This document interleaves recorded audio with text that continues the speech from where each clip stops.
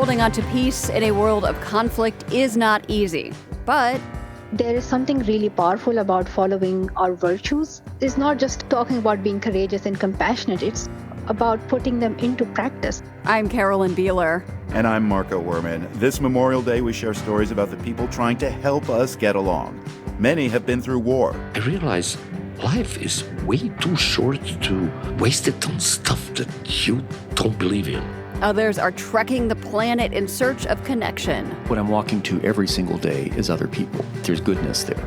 A lucky few have found peace in space. We are a little microcosm of humanity, a little nodule of geopolitics away from the noise of the world. On this Memorial Day edition of The World.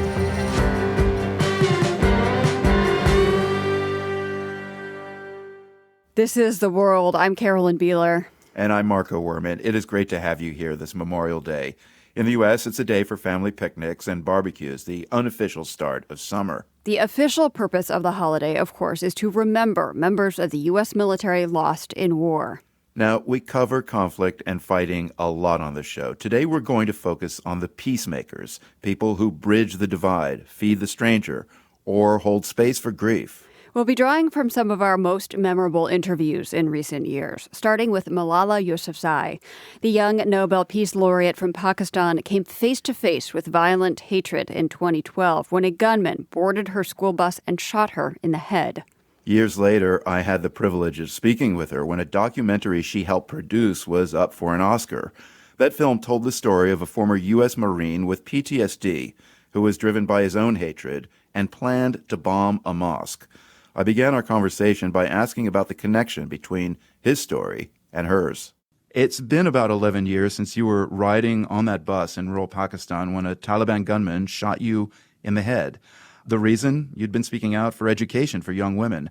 Now you're taking on projects like this film. Tell us about the main character in Stranger at the Gate, former Marine Richard Mac McKinney. Who is he? Mac has gone through a tough time in his life. He has seen conflicts and wars, and he is very protective of his family and his daughter especially. And he also listens to media where he thinks that Muslims are a threat to his family and to the community.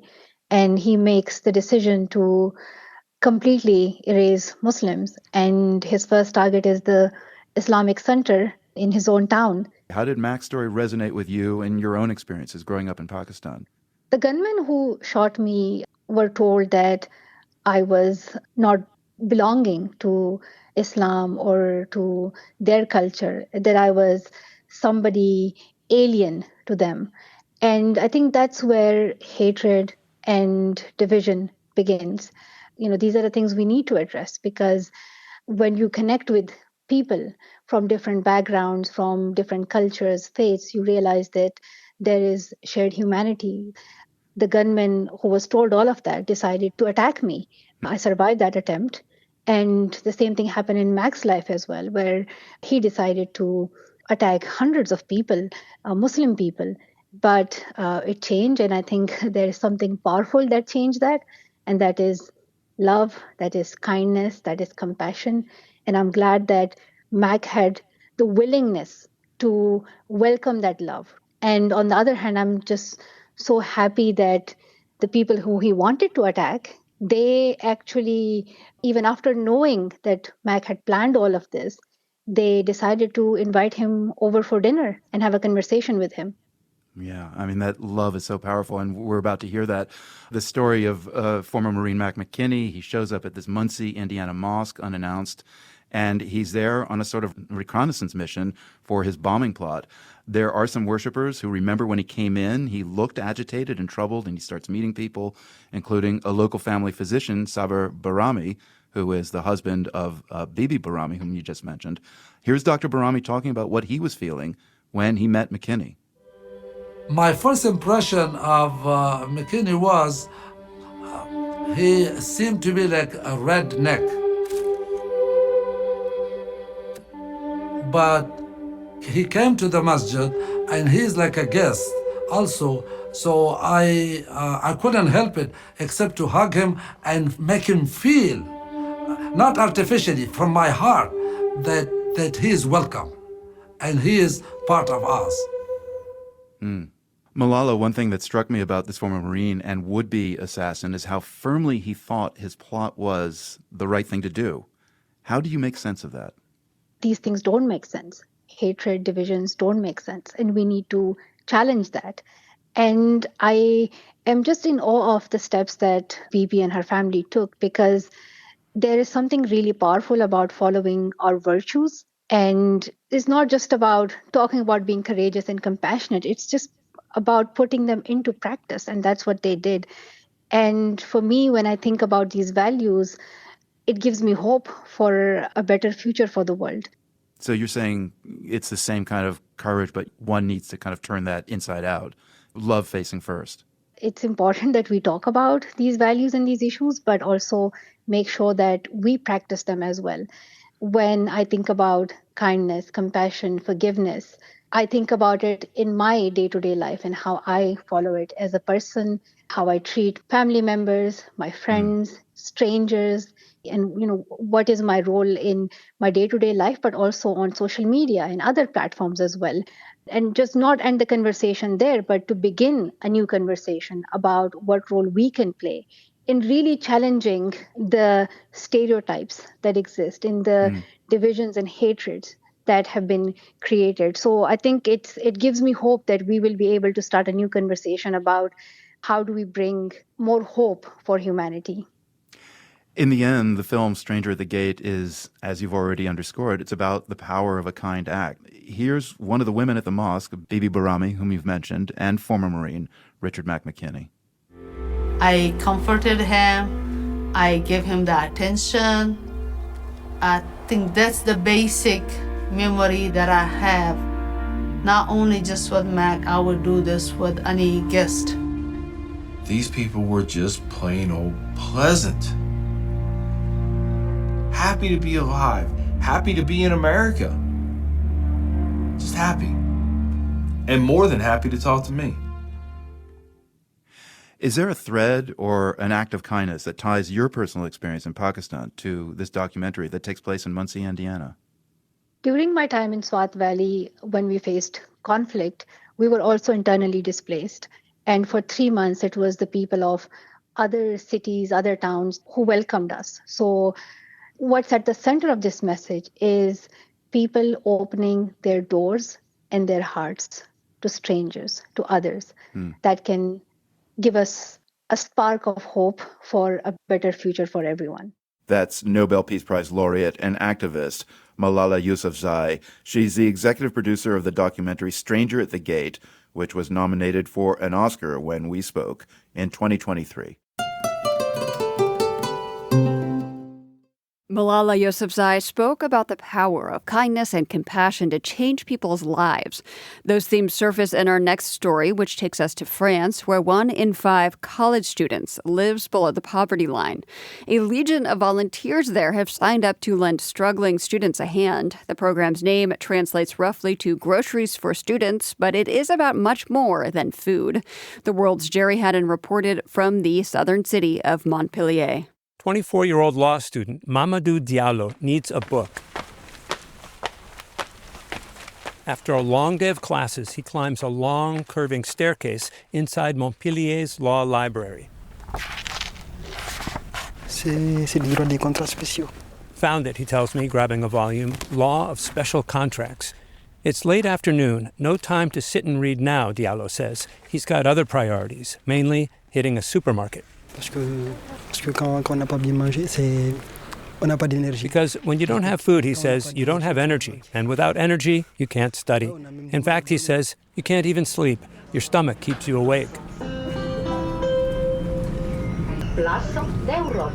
Diallo knows this well, which is why he forgoes the nearby shops and jumps on a local tram for the 20-minute ride downtown. Here, he meets with Philippe Vernet, a tall, white-bearded guy, a retiree from the National Railway. Together, they enter a grocery store, grabbing a single basket. The two men are a study in contrasts. Vernet is 61, Diallo just 24. Diallo shorter and slight, with close-cropped hair. He's from Guinea in West Africa. Vernet has lived his whole life here in France. As they cruise the aisles, Vernet makes suggestions. A bit of veggies and fruit, he asks. I still have some bananas, Diallo says.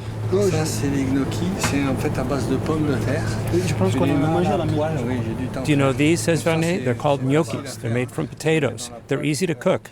Okay, says Diallo. What's the date, Vernet adds. Always check the expiration date on food. At the register, Vernet pays the bill, about $25. It's $25, Diallo says, that he doesn't have.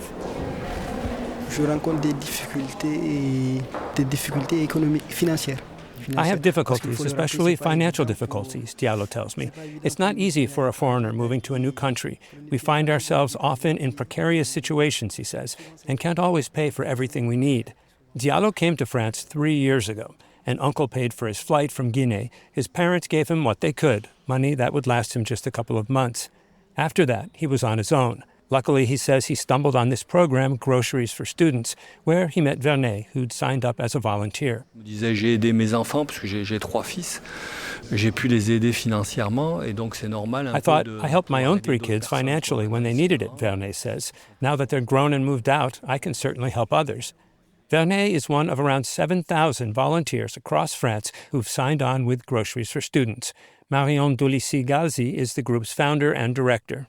Il y a aujourd'hui un étudiant sur 3 qui saute des repas, plus ou moins régulièrement. C'est un vrai fléau. Today, 1 student out of 3 regularly skips meals, she says. Poverty is a scourge for these young people, and just in this pivotal period of their lives. Dolissi-Galzi says she's not sure how many of the students in her program are international and how many are French, but all of those who sign up need help with groceries. And more, she says. Le lien social est un des 2 piliers extrêmement importants. In fact, creating social connections is a crucial pillar of our program, she says. Nourishment isn't only for the body, but also for the heart. If a good connection is made between student and volunteer, that's encouraged, she says, because poor students can become isolated, moving between classes, studying, and jobs to help pay the bills. Diallo himself works 1 day a week and full-time in the summer. Je me rappelle un jour qu'il lançait des boules. J'en ai parlé avec lui, je voyais des gens lancer des boules et tout. One day I was walking to work, he says, and I saw these people throwing metal balls in a park. I asked Philippe what it was. He told me it was a game called pétanque, and he invited me over to play with his family. We've played a bunch of times. Often it's that extra step, Vernet says, that really lifts a student's spirits, makes them feel less alone. That, and in Diallo's case, a bit of chocolate doesn't hurt either. Prends-toi un petit truc, une petite gourmandise. In the supermarket, Vernet tells him, come on, grab yourself a little treat. Look at those brownies. They're delicious. Okay, Diallo smiles. Okay. Bon, Diallo, salut. Et moi, je pars tout le week-end, là. Outside, Vernet and Diallo say goodbye, high-fiving. Vernet suggests they grab lunch next week. Done, says Diallo. On the tram home, I asked Diallo, for you, who is Philippe Vernet exactly anyway? Philippe, aujourd'hui, je le considère comme un membre de ma famille en France. Je le considère comme un Family, he says without hesitating. He's family. He stares out the window of the tram, watching the city roll by, holding tight to his bag of groceries. For The World, I'm Sherry Haddon, Montpellier, France. Jerry reported that story for us last fall.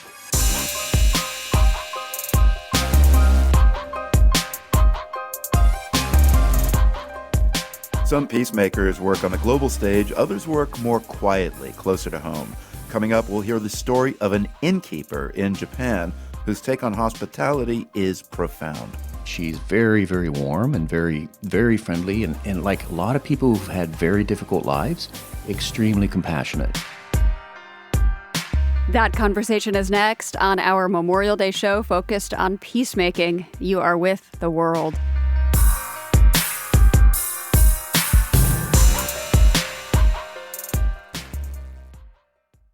This is The World. I'm Marco Werman. And I'm Carolyn Beeler. Today's show is all about making space for peace. Sometimes that means letting your guard down, greeting a stranger with more warmth than suspicion. National Geographic explorer Paul Salopek knows all about that. He's been on the road for 13 years on his Out of Eden walk, tracing the path of human migration on foot from continent to continent. Everywhere he goes, he's an outsider, but people have made him feel welcome in different ways. Paul and I spoke about that after he stayed at a traditional guest house in Japan. First off, how did he even discover it? Marco, we were walking, me and my Japanese walking partner, a fellow journalist, into an industrial city called Shunan on the main island. And it was getting late in the day, and is sometimes the case in Japan, we couldn't find any lodging. In desperation, my friend Soichiro began just calling businesses to say, do you know any place in your neighborhood? And that's how we turfed up the Megita Guest House, which is kind of invisible online and run by an 84-year-old woman named Yoshiko. So describe this guest house. What does it look like? It looked like any other building, except once you got inside through a doorway made out of paper, you knew that you were entering a more traditional setting, something that was quite old, even a time portal into a maze of corridors that were clearly built a long time ago. It was quite small. I had to stoop over to kind of find my room. Yeah, and so Yoshiko, what was she like? I mean, what's kind of the origin story of her and this guest house? Well, as a fellow storyteller, Marco, you bump into people who your storyteller's radar kind of blinks on. She's quite petite. She's got an elfin kind of aura about her, smiling, friendly, super polite. But she's had a very hard life. She grew up in a small village near this city during World War II. She remembered the B-29 bombers flying overhead en route to Tokyo. Her father disappeared into a POW camp in Manchuria and didn't come back from the war until 4 years later. Wow. A ghost of his former self. What I could gather is that she was basically forced into a forced marriage, which didn't work, and she left after 6 months, scandalizing her village, and had to leave. So she came to the city and somehow opened up this ryokan, the Megita Ryokan in Shunan. I know Japan is not unique in this hospitality. I mean, you've often stayed with strangers who welcomed you into their homes. Did you feel like a guest in Yoshika's home more than a customer at an inn? I mean, it seems like this isn't just transactional for her. This is true. She opened the Megita Guest House in 1965. So it's been going on, for all this time, about 60 plus years. I think once you step into a space that a person has been managing that long, even if it's a commercial space, you are stepping into their home. It's like being in the house of your grandmother. And she's very, very warm and very, very friendly. And like a lot of people who've had very difficult lives, extremely compassionate, right? And also minimizing her own suffering a lot. I would question her about her girlhood, her early life. And she would just laugh and throw back her head and guffaw and clap whenever it got to a tough spot. Yeah. Your story about Yoshiko made me really curious about the hospitality you've encountered elsewhere on your Out of Eden walk. How did this version of hospitality compare with what you've experienced elsewhere? It was of a kind. It was of a kind. So my project depends a lot on kind of chance and serendipity. So I can't really plan ahead. I rely on in-the-moment acts of compassion, right? And I wouldn't be talking to you today if this didn't happen over and over like a daily miracle. I've been admitted to shepherds' huts. I've been admitted to big palaces. I've been admitted to even caves, inhabited caves. This for me is an affirmation. It's kind of the energy that keeps me going, is finding people who share not only their stories, but also a cup of tea and maybe a place to rest your head. Does any particular place stand out in your mind for that sense of warmth and welcome we all kind of anticipate when we think hospitality? I've been asked this before, and I've got to say there's a lot of bad news in the world, Marco, as you know. But I'm happy to report that the vast majority, the staggering majority of the human population, I would say above 90%, across cultures and borders and languages and ideologies, is hospitable. That said, there is a distinction, maybe a little bit economically, that is not surprising, a bit of a banal observation, that kind of the people who have the least are often the most hospitable, right? Because they know suffering and they can recognize it in others. I'm just curious if you had any surprises or maybe cultural missteps anywhere on your travels relating to unfamiliar hospitality traditions. I'm sure all the time, and I'm sure many of my hosts were probably too polite to point out how many thousands of faux pas I was making.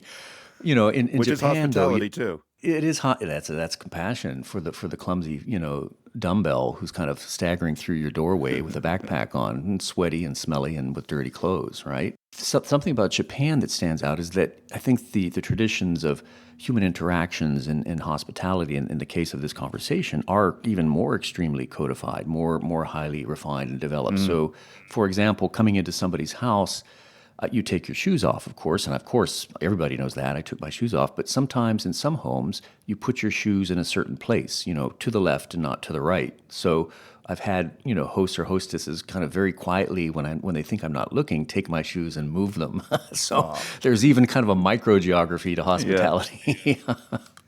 Paul, I'm guessing after being on the road so long, you think differently today about hospitality than maybe you used to. Yeah, I do. But it's been a lifelong thing, Marco. I left the United States when I was 5.5, and so kind of growing up within different cultures, you become sensitive to this. And what I say often, it's kind of the mantra of my project, is I'm not walking to a place. Geographically, I'm walking to the tip of South America on the Out of Eden Walk, but what I'm walking to every single day is other people. People are my destination, because I know from a lifelong experience, even, Marco, similar with you as a war correspondent, that there's goodness there, and you just have to look for it. That was National Geographic correspondent Paul Salopek on the hospitality people have extended to him across the globe. And as long as we are on foot, this past winter, around 20 monks from a Vietnamese Buddhist temple in Texas walked from Fort Worth to Washington, D.C. The 2,000-mile trek was to promote peace. WUNC reporter Aaron Sanchez-Guerra caught up with the monks in North Carolina. Hundreds waited for hours in hopes of witnessing just a few minutes of the peaceful monks and their acclaimed walk for peace. When the monks finally passed the crowds on the side of Highway 64, the people kept quiet. Men and women put their hands together in prayer out of reverence and gratitude. Bless you all. Much love and many blessings to all of you. Tears ran down some of their faces. Others knelt before the monks. The monks silently smiled as they walked by. They briefly stopped to take a flower from a little girl and softly tapped her head with it. Cynthia Watson says she was standing at the right time in the right place when a monk handed her a flower. And I don't even know if I can drive home. I'm shaking. She was ecstatic. I'm so excited. I am so excited. Suddenly, the monks stopped. They approached a woman holding a sign. Then they began to chant.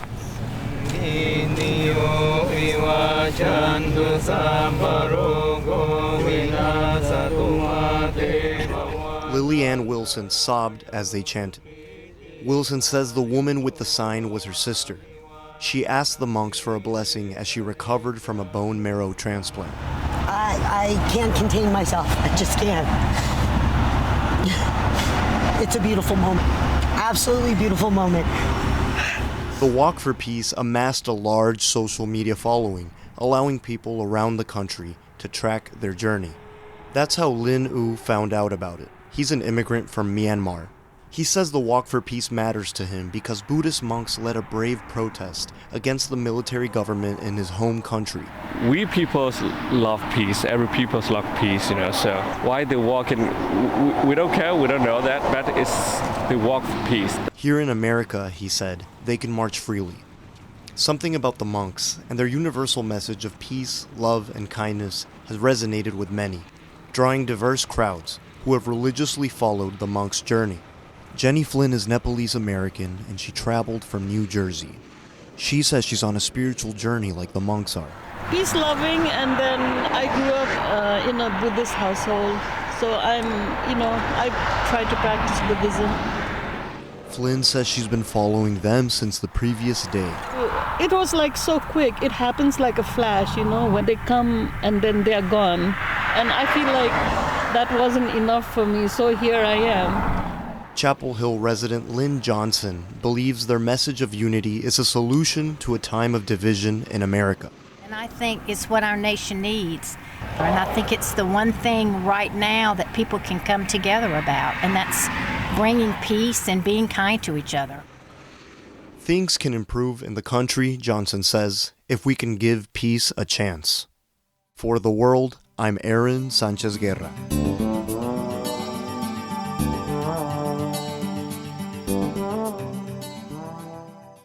News about war can be shocking and often has a gravitational pull. Understandable. People's lives are at stake. Staying informed is important. On the flip side, though, redirecting some of our attention to peace can be just as informative. For that, we wanted to revisit a story reported by Sarah Birnbaum. In 2022, she went to New York City to check out a museum exhibit that looked at peace a little differently. When Cynthia Smith began this project, she had one question in mind. What if we could design for peace? Smith is the curator for socially responsible design at the Cooper Hewitt Smithsonian Design Museum. After the murder of Trayvon Martin and a spate of other racial killings, Smith traveled across the U.S. speaking to artists who were trying to address racial conflict and inequality in creative and constructive ways. She came away wondering what this kind of work looks like on a global scale. And so what you're seeing here, sitting in the center of the exhibition, are 40 creative and design responses from all over the world. 24 countries, to be exact. Smith took me on a tour of the exhibition. There are installations, photos, films, architectural models, and even video games. Like Papers, Please, with its 1980s Soviet-style graphics and this plodding anthem that will stay in your head for days. The Papers, Please video game flips gaming convention on its head. Instead of players taking on the persona of an international spy, this game puts players in the role of a low-level border agent. Papers, Please is a game about checking passports. You work at a border checkpoint, and your only job is to look at people's documentation and decide if they should be allowed into your country or turned away. This is Japan-based designer Lucas Pope. Games are basically the perfect medium to understand other characters' positions or complex issues like this. I do hope that people can play the game and sort of turn immigration from a simple yes or no into something a lot more considered and thoughtful. The point is to build empathy and confront the stark realities of immigration policy at the same time. Another project that tries to build empathy is Conflict Kitchen, and it does it through food, my favorite medium. Conflict Kitchen was a pop-up takeout restaurant in Pittsburgh, which served food from nations the U.S. was in conflict with. The restaurant would rotate the menu depending on what was going on in the world. So one week it might serve food from Cuba, another week food from Afghanistan. There's a replica of the Iranian iteration of the restaurant right here in the museum. The facade is blue and yellow with a Persian tile pattern.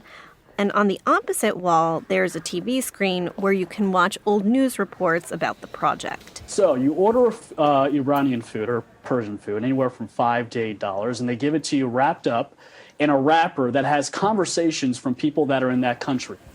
From the Conflict Kitchen, curator Cynthia Smith walks me past a reproduction of the Mexico-U.S. border wall and over to a section of the gallery that's separated by blue paper streamers.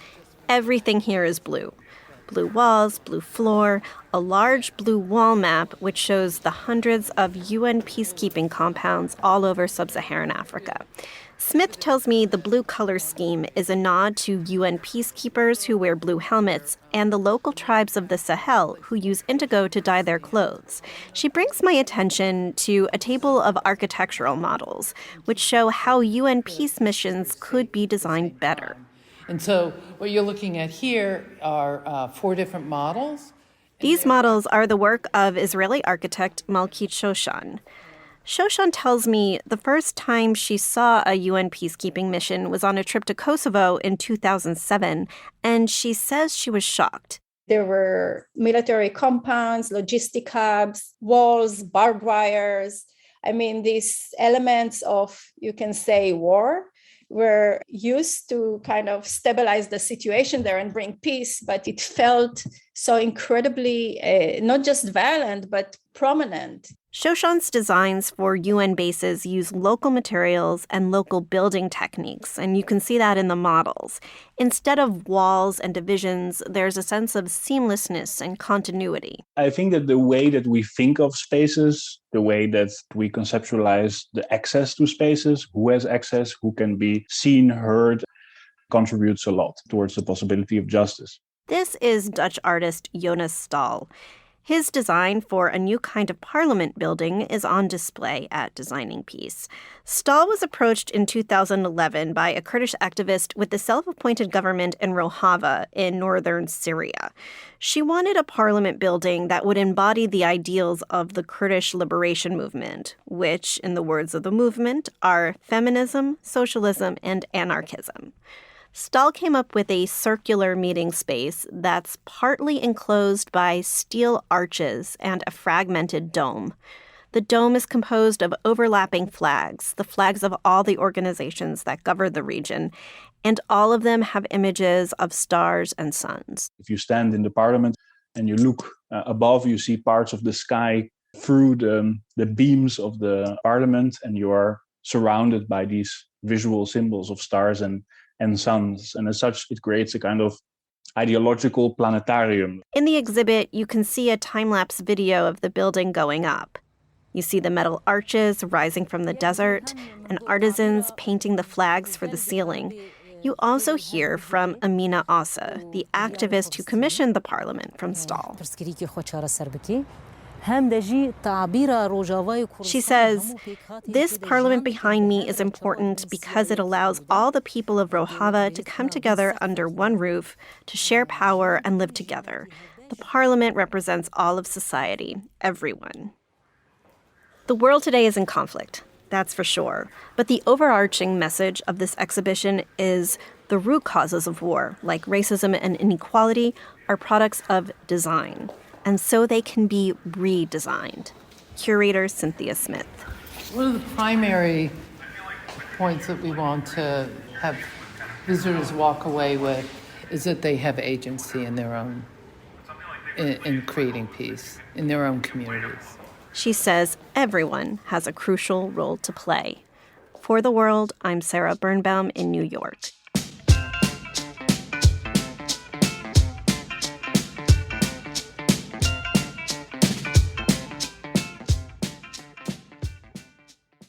This is The World. I'm Marco Werman. We are highlighting conversations on this Memorial Day about shared humanity and peace. And this next one takes us to the International Space Station on April 8th, 2025, to be specific. That's when the Soyuz MS-27, crewed by 2 Russian cosmonauts and 1 American astronaut, launched over the Pacific. NASA scientists followed along from Houston as it prepared to dock with the ISS. So we're standing by momentarily for the opening of the hatch to the Soyuz MS-27 spacecraft. Behind that hatch, Soyuz Commander Sergei Ryzhikov, NASA astronaut Johnny Kim, and Roscosmos cosmonaut Alexei Zubritsky. And the hatch now is open. And with that, 3 newcomers joined the crew for cooperation in space despite conflict on Earth. Chris Hadfield is a retired astronaut and former ISS commander. He told me on that day last year what it takes to pull off collaborations like these. Well, it's almost impossible to do, both technically and geopolitically. And yet, in face of all kinds of obstacles, and every single country that has been participating in the International Space Station has at some point over the last 25 years tried to back out of it, just because it's really hard to maintain something for a quarter century. And yet, even though it flies in face of all logic and other kinds of activities, it continues to fly. And if you take it for granted, you'd be a fool. So there is international cooperation on Earth to make stuff happen in space. Let me ask you about international collaboration in space on the ISS. What sort of language and cultural barriers did you run into up there? There are 15 different nations that are all part of the International Space Station. So multiple different languages and cultures and religions, and all of those you need to be really sensitive to. I was commander of the International Space Station, and you train for years. We train internationally. We train in Japan, in Russia, in Europe, in Canada, across the United States. And you get to really know the people that you might have a chance to fly with. But the filter that selects astronauts or cosmonauts is pretty similar no matter which of those 15 countries it is. And so the type of people that end up on the space station have a lot more in common than maybe you might think their nationality of birth would separate them. But also, we count on each other with our lives. One mistake and you threaten the lives of everybody else on board. And one other thing, we don't live by Earth's laws there. I mean, which country would we choose? We actually live by a document called the International Crew Code of Conduct that has been agreed to and signed by all member states. And it's kind of an interesting precursor for how we'll settle the moon and what laws will be on the moon. And the space station, therefore, is quite an unusual human construct. Well, what are the conditions on the ISS that make cooperation more likely up there than here on Earth? The space station is a ship at sea, completely cut off from the rest of humanity, physically isolated, that never pulls into port. We get lots of help and advice from Earth, but we are a little microcosm of humanity. We are threatened by the very place that we live. It's a deathly environment just on the other side of the inflated aluminum hull. And we're trying to run the vehicle, conduct the 200 experiments, and execute the mission that we've all been chosen for. So there's a real commonality of purpose, and it's just a bunch of people, but they're not random people. And when I was commander, you want to be very careful, not only technically supporting everybody, but psychologically supporting everybody on board. One of them might lose a family member while we're up there. In fact, during my crew, one of my crewmates' mother died. Wow. And so, that level of interpersonal support. And you can't leave. You cannot come home just because you feel like it. And so we work very hard to respect each other, to try and be not only a very productive research laboratory, but also a very productive human experiment, a little nodule of geopolitics away from the noise of the world. How much does that affect your behavior and just kind of point of view when you get back to Earth? When you come back from a mission like that, it's not just the 6 months you spent on the International Space Station that has formed you, but it is the years of training, the years of learning each other's languages and each other's cultures, the time spent living in each other's countries, and the shared joys and sorrows of the life of an astronaut on Earth. I was an astronaut. I served for 21 years. I was only in space for 6 months. So I spent 20 and a half years developing the technical skills, but also building the bonds and the friendships and the foundations of psychological support that would allow us to succeed. Just practically speaking, Chris, right now there are 10 people on board the space station, 4 Americans, 5 Russians, and a Japanese astronaut. They're living in about 2,400 square feet. How claustrophobic is that when you're up there? We don't live in square feet. We live in cubic feet without gravity. Of course you do. And it makes a huge difference. Nobody stands on the floor. Imagine in the studio that you're sitting in right now, Marco, if you were completely free to float to the ceiling or up or any direction. So cool. The room, it's so cool, but also the room becomes much bigger. You're not all squished into the floor like we are on Earth. And so you can go half a day on the space station and not see another person. So you can be working way down the end of one module on an experiment for half a day, and you don't hear or think of or even see anyone else. They're busy doing what they're doing. It's a little bit like living in a monastery laboratory, maybe, is what it sort of feels like up there. Very purposeful. You do relax, occasionally watch a movie. If someone has a birthday or someone on Earth, we'll get together for dinner, and there's a guitar up there so we can sing the songs from our countries. And there's that great sense of camaraderie, but there's also a great sense of mutual respect and allowing people to be themselves. You need to have that reserve and that respect for each other. I see 15,000 cubic feet is what you're living in. So that's, yeah.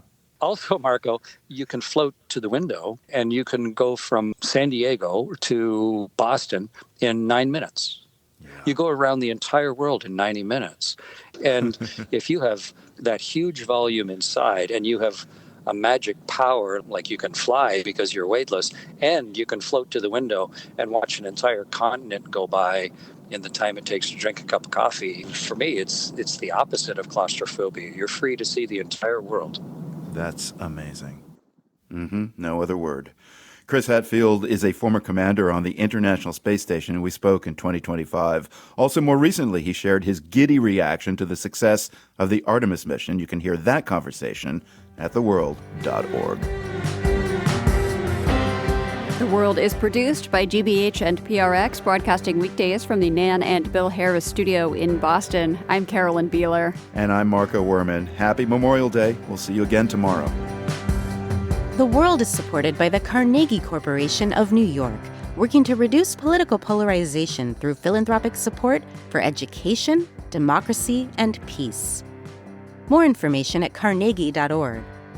By the Lumina Foundation, committed to a fair, universal system for learning beyond high school that offers every American the chance for a better life. LuminaFoundation.org. By the PRX Ambassador Council, whose members include Deborah Loftus, Lisa Shores and Chris Stremlau, Roman Mars, and the Kelson Foundation. The World's theme music is composed by Ned Porter. The World is a co-production of GBH Boston and PRX.